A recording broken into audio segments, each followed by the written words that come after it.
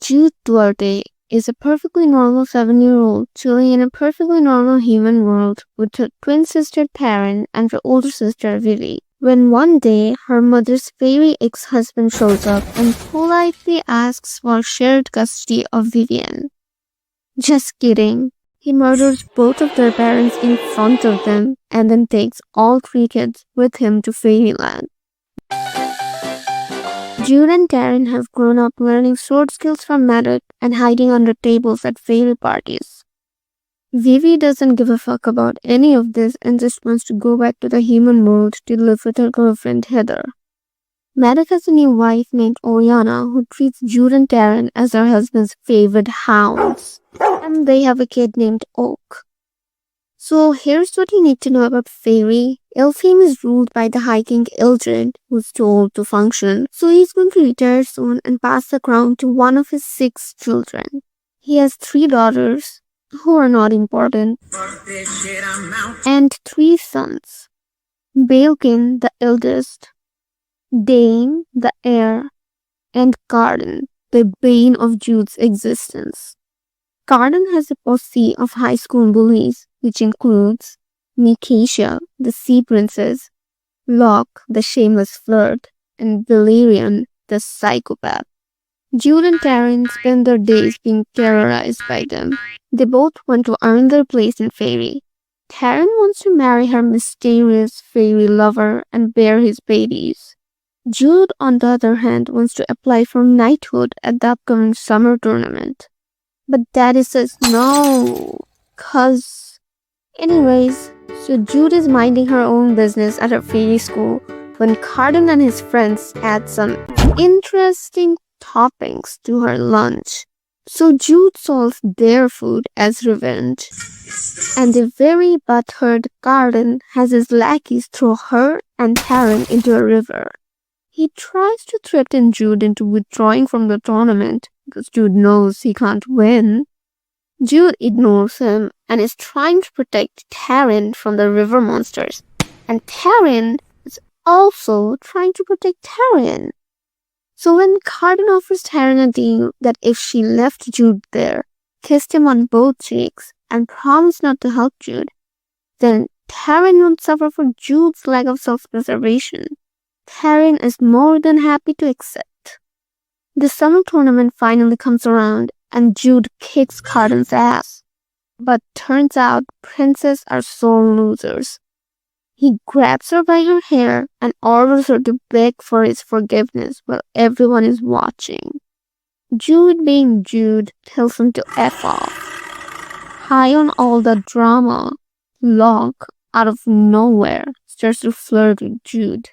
After the tournament, Dane offers Jude spyhood in return for a gauge that protects her from being glamored to do things against her will. Jude is welcomed into Dane's court of shadows by the bomb, the ghost, and the roach. Jude goes back to school and is casually slapped by Nicatia. She tries to challenge Nicatia to a duel but has fairy apple shoved in her mouth by Valerian instead.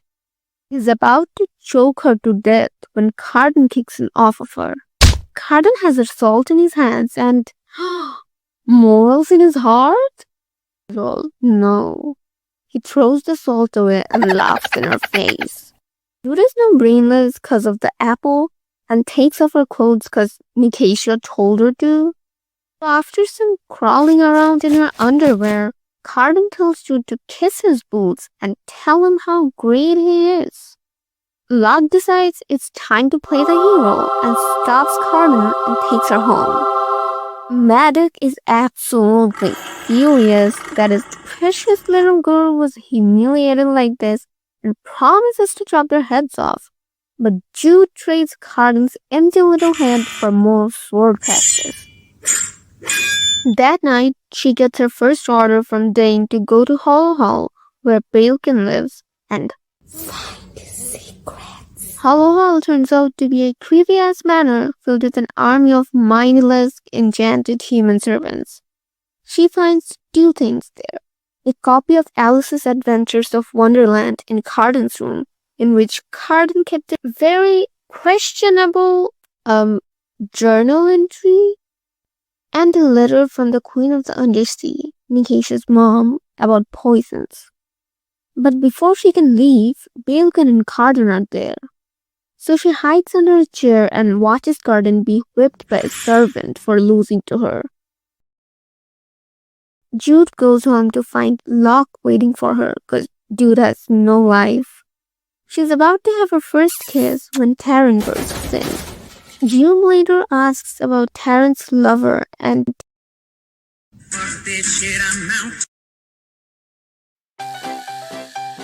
Jude's a busy girl. She trains with Maddox at night and with the Court of Shadows in the morning, and spends her free time kissing Locke and drinking poison. When she asks about his parents, Locke tells her that his mother was poisoned while pregnant with the High King's child, and his father is too wild for court. Jude fell asleep at school one day, and Valerian, her dear friend, woke her up like a true gentleman. Her darling twin sister hadn't woken her up because she had promised not to help her. Valerian, the psychopath, tries to glamour her into jumping out the tower window and killing herself.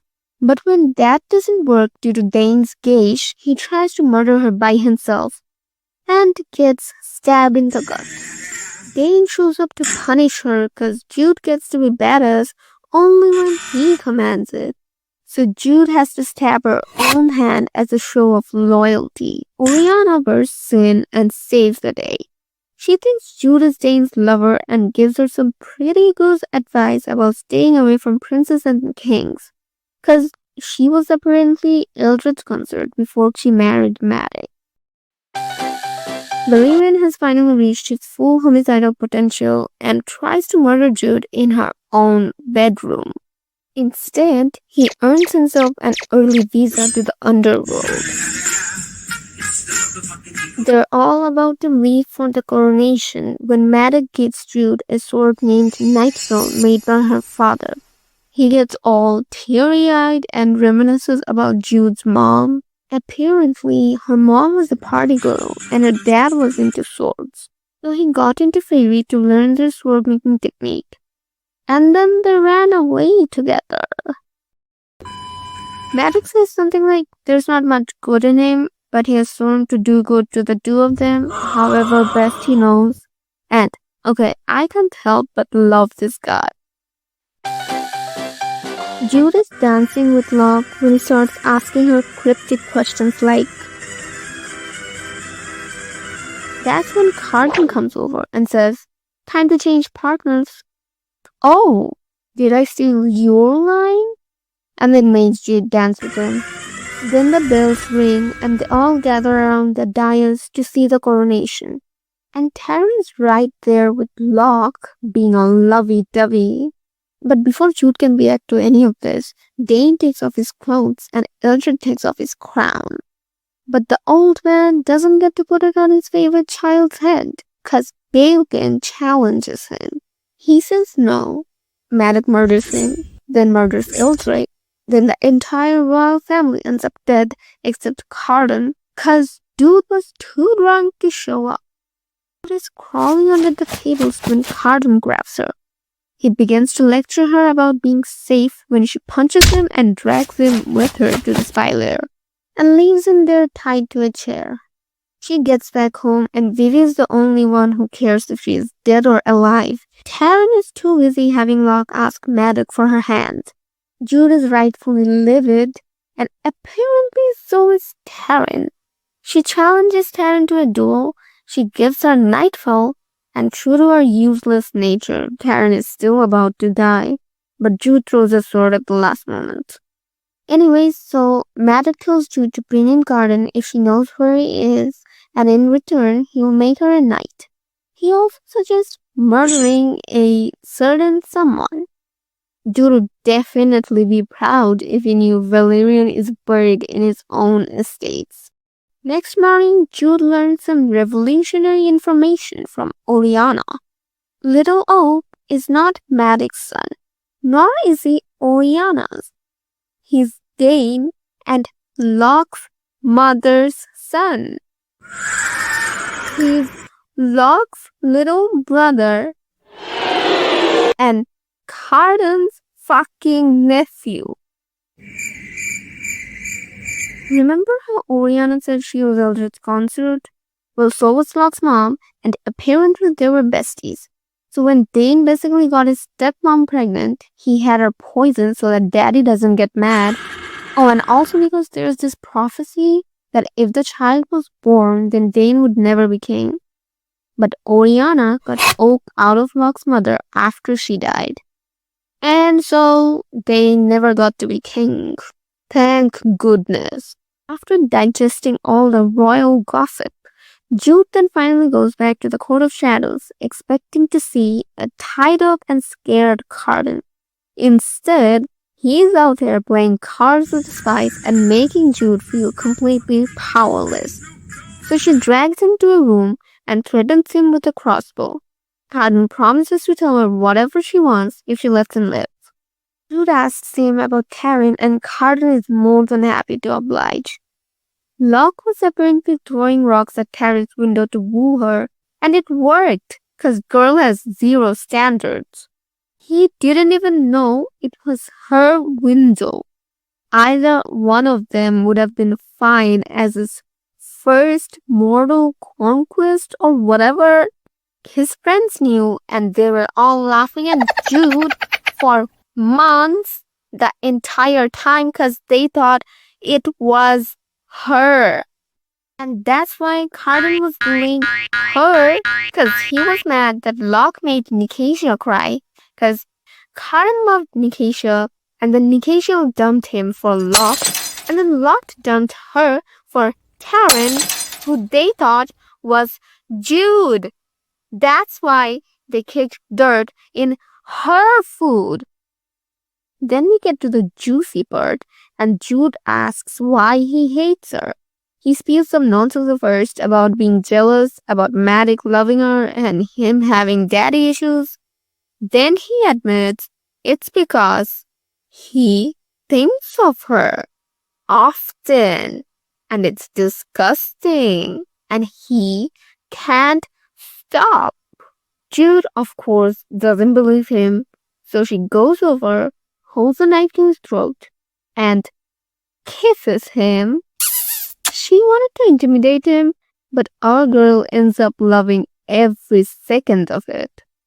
Then she runs away to steam, and comes back to tell Carden to place the crown on Oak's head, and in return, she'll give him lands, wine, and lessons from the Roach in thievery. She convinces him to swear an oath on his freaking knees to obey her every command for a year and a day. Jude needs some important rulers to back her up in her coup against Balkan, so Carden suggests Lord Roywin, the leader of the Court of Termites. So she convinces him, but she would have to grant him a favor without knowing what it is. Jude returns to Hollowham this time with Carden on her arms. Balkan thanks her for bringing Carden, and Maddox says he must reward his daughter, and they all drink in celebration. Maddox takes Jude to a balcony or whatever and tells her to bring Carden so that he could make him crown Oak. But she chooses to duel with the Grand General of Elfhame instead. She is about to die, but the poison she mixed in the drinks finally kicks in and Maddox is out cold. She goes back to the throne room. There's an explosion. Everyone screaming in fear. Balkan screaming for the crown. The ghost shoots an arrow straight to Balkan's hand and attaches it to the freaking table.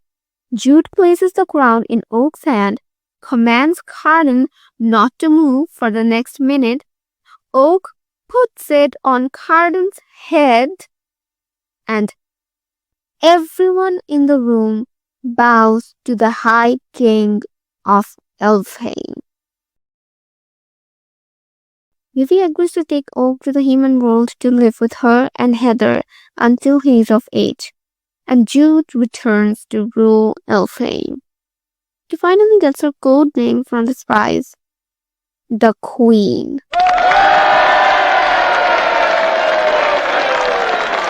Okay, there are a few scenes that I want to talk about that I was too lazy to animate. So, before the tournament, there's this one scene where Jude sees Carden talking to Taryn and she's crying. So, Jude goes up to Carden and shoves him against a tree and tells him to leave her sister alone. But Carden's just like, you will regret this. And later, when she confronts Taryn about it during their sword fight, Taryn says that Carden was telling her Jude was suffering in her place, and if she just told her, Jude would back down. Like, what kind of a sister is this bitch? And like, oh my god, her bully literally cared more about her than her twin sister. And there was this another scene where Jude went back to Hollow Hall a second time without Dane's orders. She was trying to save a human girl, and when she told the guards that Carden asked them to attend to him, the guard said that tell Carden Balekin told him to bring both of you back this time. When I was reading it for the first time, I obviously thought the worst. But like looking back on it, does that mean Karen has been helping the servants get to human world? Anyways, hope you enjoyed the video and certainly hope you enjoyed the book.